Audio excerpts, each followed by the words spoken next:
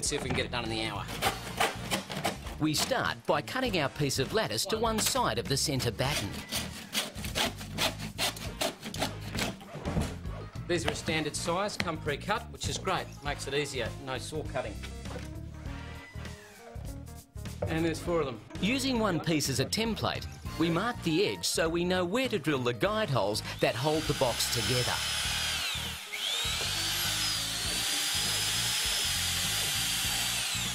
After drilling, we use craft glue for extra strength and then screw the sides together.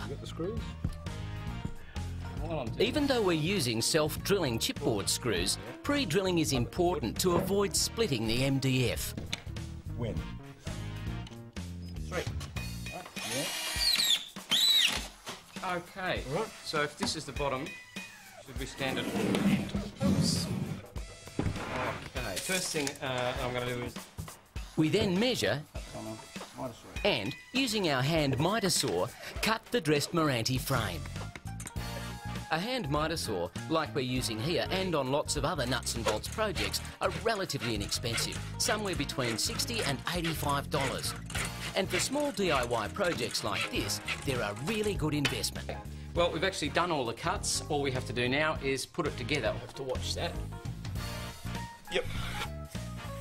Okay, so that's the front bottom. Once the frame is fitted in place, we pre-drill and use some more of our 40mm long chipboard screws to fix the Meranti frame in place.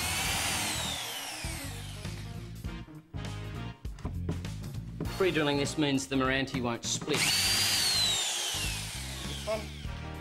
Now, gluing is optional. Yeah. So we're not going to glue this one. Yeah. Jolly good. Now mark the lattice. Okay. Then we measure and mark the lattice, which we will screw to the Meranti frames.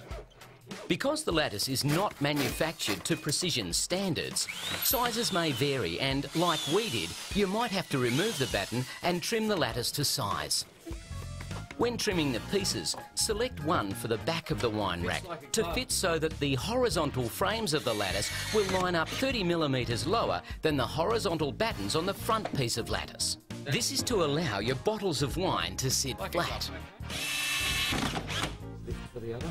Then glue and, using 25mm flathead panel pins, attach the 3mm MDF sheet to the back of the wine rack.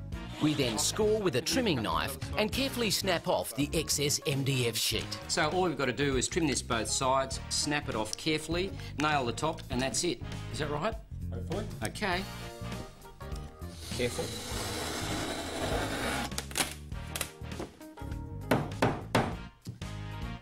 There we go. Let's have a look at it. Oh, that's pretty good. It's very good. Yep. And just inside the hour.